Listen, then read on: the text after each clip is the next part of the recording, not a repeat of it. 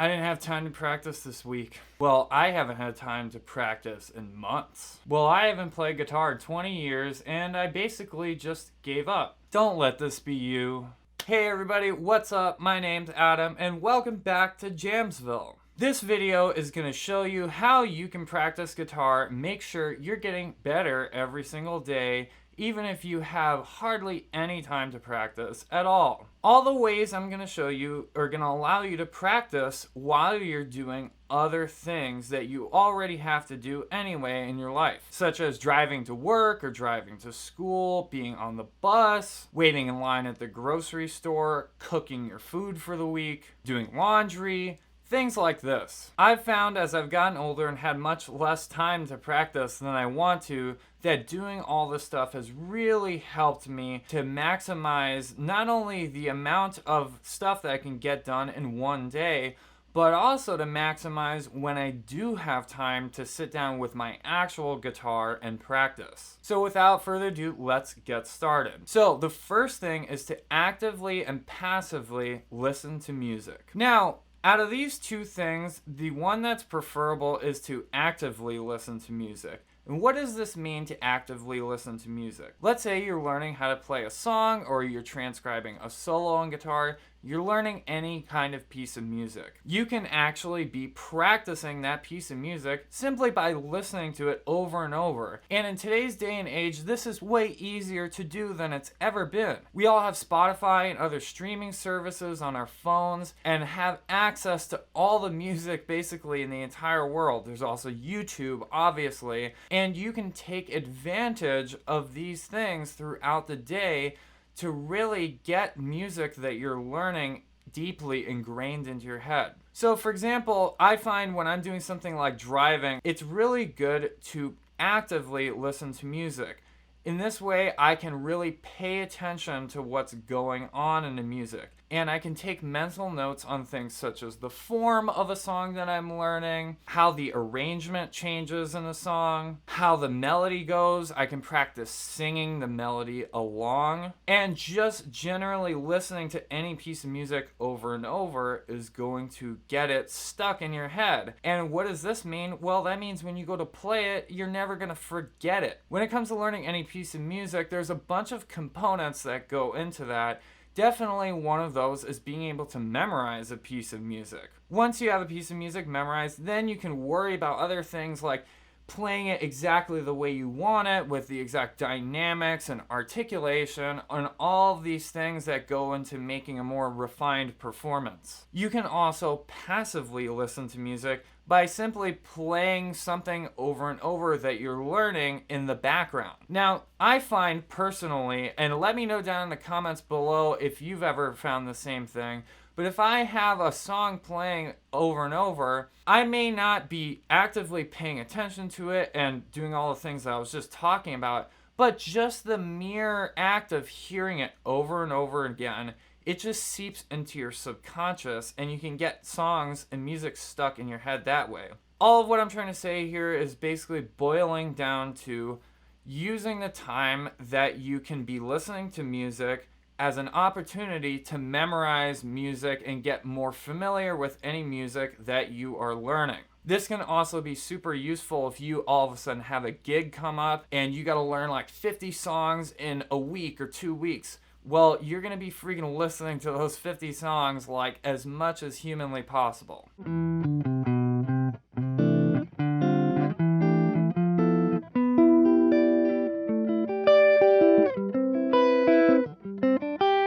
Number 2 is to quiz yourself. One of the things I really like to do in order to practice when I'm away from the guitar is to quiz myself on things like music theory concepts, key signatures, the chords in different keys, and also different aspects of, again, music that I'm learning. So this is something I tell all my students who aren't yet familiar with all the different keys that there are in music, is to practice memorizing their key signatures just by quizzing themselves for not even that long. You just spend maybe 5 minutes a day and you could get a ton done just thinking about this for 5 minutes. So let's say you don't know your key signatures at all. So you could pick like 2 or 3 key signatures a day and quiz yourself on those, and then switch the ones that you work on each day. Let's say for the first day, I decide that I want to memorize the key signatures for F major, G major, and D major. Just those 3 keys. So F major is 1 flat, G major has 1 sharp, and D major has 2 sharps. So I just need to memorize those 3 things. So then I'll just think to myself throughout the day, okay, D major is 2 sharps. G major is 1 sharp. Okay, good. Then I'll think to myself, what key had 1 sharp? Okay, it was G major. What key has 2 sharps? D major. Then the next day, you pick 3 other key signatures. You say, okay, I'm going to take B flat, E flat, and A major. So B flat has 2 flats, E flat has 3 flats, and A major has 3 sharps. So then I add those 3 keys to the 3 keys from the day before. So now I have F major, G major, D major, B flat major, E flat, and A. So I have all the keys that have 1 flat, 2 flats, and 3 flats, and sharps. So then I'll quiz myself on the 3 new keys at first. So I'll say, okay, B flat has 2 flats, A has 3 sharps. Which key had 3 flats? Oh yeah, that was E flat. Which key had 3 sharps? That was A. And I'll say, okay, I got those down. Now let me add those to the previous day's keys. So then I quiz myself on all of those 6 keys that we have so far. You can see how this logically progresses, and then before you know it, you got all the keys down. And you don't even need to do 3 a day. You could just pick 2 or even 1 a day and add them every single day until you've completed memorizing them. You could also practice transposing chord progressions like the blues. So the first 4 bars are the 1 chord, then we have 2 bars of 4, then 2 bars of 1, then 1 bar of 5, 1 bar of 4, and then 2 bars of 1. Or you could also put a 5 chord in the last bar. So I could practice figuring that out in all different keys. Let's figure that out in the key of G. So in the key of G, it would be G7 for 4 bars, C7 for 2 bars, G7 for 2 bars, then D7 for 1, C7 for 1, G7 for 1, and then D7 for 1. What about a different key? Let's say the key of B flat. In the key of B flat, it would be B flat 7 for 4 bars, E flat 7 for 2 bars, B flat 7 for 2 bars, then F7 for 1 bar, E flat 7 for 1 bar, and B flat 7 for a bar, and then F7 for the last bar. There's a ton of other things that you could practice besides what I just told you here, but the point is to try to be creative and be thinking throughout the day, what kind of things can I practice just by thinking?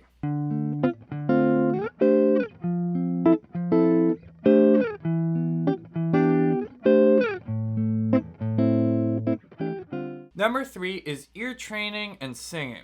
Now, I just want to start off by saying that a good ear is one of the most important things that you could possibly develop in your musicianship. And especially for people who haven't done it before, it can be very uncomfortable at first, but it's very important to do, and you'll be very glad that you practiced your ear training. Actually, when I was in my first 2 years of college and I had never done any ear training before, man, I seriously, I couldn't do it at all. So I would really do a lot of this stuff in my car when I was driving to school. Now, the one thing that the car is really good for is actually singing. So one of the best ways to make your ear better is to get good at singing.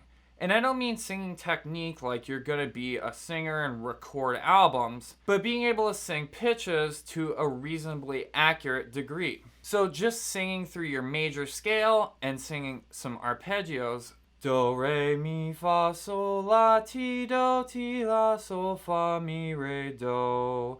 Do, mi, sol, mi, do. Re, fa, re.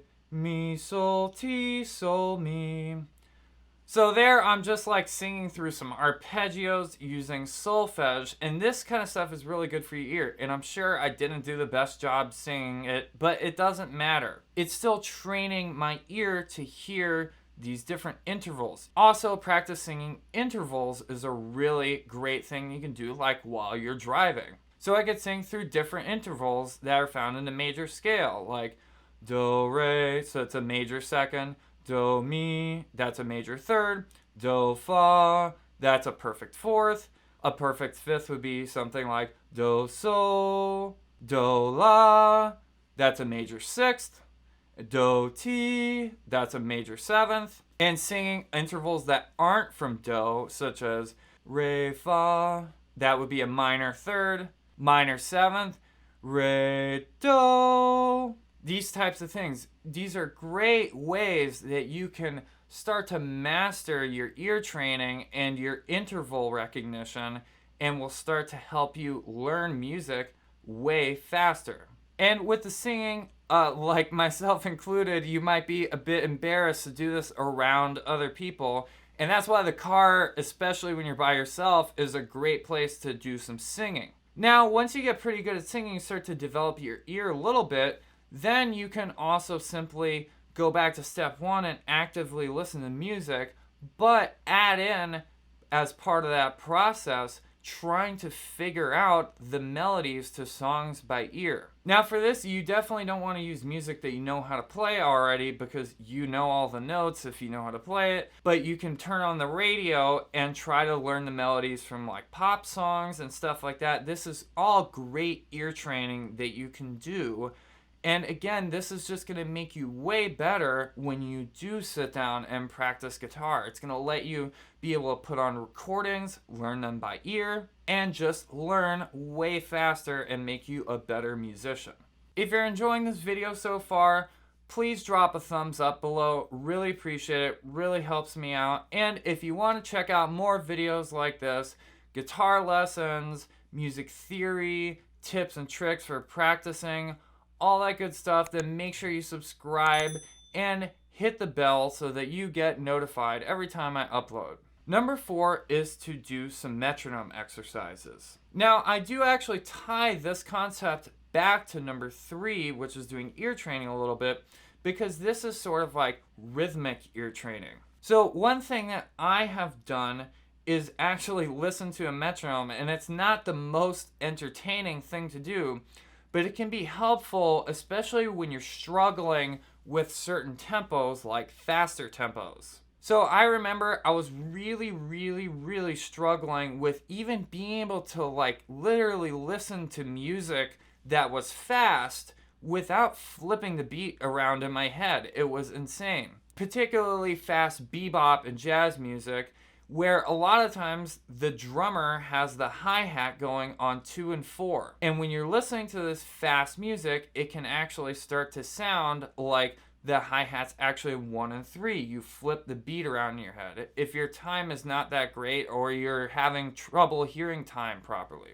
So one thing that I did to fix that was just to start listening to a metronome on 2 and 4 at that tempo that I was struggling to hear it at, and just practicing hearing it on 2 and 4. And whenever I would flip the beat around in my head, I would stop the metronome and start it again and make sure I was counting it correctly. So let me see if I can demonstrate that for you. So I'm going to put the metronome on 140 beats per minute, which if we double that's 280. And I'm going to think of it as 2 and 4. So before, I would hear it something like this. 1, 2, 3, 4, 1, 2, 3, 4, 1, 2, 3, 4, 1, 2, 3, 4, 1, 2, 3, 4. And no matter how much I tried to hear it on 2 and 4, I would just kind of keep flipping back to that. So now I'll try counting it on 2 and 4 instead. 1, 2, 3, 4, 1, 2, 3, 4, 1, 2, 3, 4, 1, 2, 3, 4, 1, 2, 3, 4, 1, 2, 3, 4, 1, 2, 3, 4, 1, 2, 3, 4. So you can practice listening to the metronome, counting it out loud, and then you want to actually be able to just hear it in your head without having to count it out loud. So just that alone, I was actually able to objectively make my time a little bit better without even having to sit down and practice guitar. I remember very vividly practicing this while cooking food. So give that a try and try to incorporate that into what your goals are and what you've been practicing. If you've been struggling with hearing any kind of rhythmic concept, you can do metronome work while you're away from the guitar. Number 5 is to plan out the time that you do have to practice guitar. Even if you have only 10 to 15 minutes a day to practice, before each day, try to figure out what you are going to do during that time. If you just sit down and write out what you want to do during that time, it will make sure that you stay focused and on track while you're practicing. It can also allow you to balance different things during that time. You could say, okay, if I have 15 minutes to practice, I'll spend 5 minutes working on technique, 5 minutes working on a song, and 5 minutes working on chords. Or you could decide, I want to use that whole 15 minutes on one subject, or I want to use half of it on 2 subjects. Obviously, you have more time, you can get more stuff done, but the principle still stands. If you plan out that time, it's just going to make it a lot better. Now, I want to clarify, this is not the same thing as having some kind of a practice routine, because this is flexible. You can always change it whenever you need to. But it's just a way of keeping yourself accountable while you're practicing. A practice routine would be more like something that you do the same way every day, and you always divide up your time the same way every day. That can certainly be very valuable as well, but you don't need to take it that far. You can just say, okay, I'm gonna plan out one day in advance. Sometimes before I go to bed, I'll just make a couple of little notes on my notebook saying what I want to practice the next day, along with other things I gotta do. And I've just found it to be really helpful. Number 6 is gonna be my bonus tip to you, which is to try to combine different things when you're practicing. So let's say that you want to practice your technique and your speed, but you also are learning a new scale. So try combining 2 different things. Make a technical exercise using a scale that you're learning, or use a scale that you're learning with a metronome exercise that you're doing. For example, let's go back to that other metronome exercise I did earlier. I could combine that with a scale. Let's say I want to combine that with the diminished scale. So I'll just practice playing whole notes, half notes, and quarter notes with the diminished scale over that metronome how I was hearing it.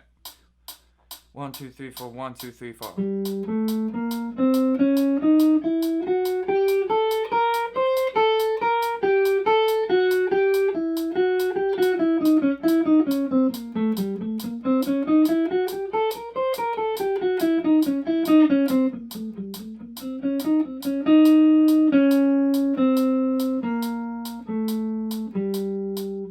So there I just combined 2 things. I'm getting better at hearing the metronome in a certain way that I was struggling with, and then I'm also getting better at knowing my diminished scale. This requires a bit of creativity, but I also think that this is a really important thing in your practice. People always talk about creativity when it comes to playing and writing music, but practice is an equally creative endeavor in my opinion. And the more creative you can be in your practice, then I think it'll just result in you being more creative as a musician in general.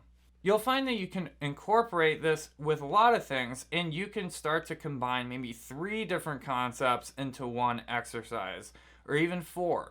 Now, I do want to just say that you should be a little bit careful with trying to do this too much, because there is certainly a lot of value in isolating things and focusing on one thing at a time as well. I don't want to discredit that by any means. But there's certainly a balance of efficiency that we can find between combining things and properly focusing on things the way that they need to be focused on.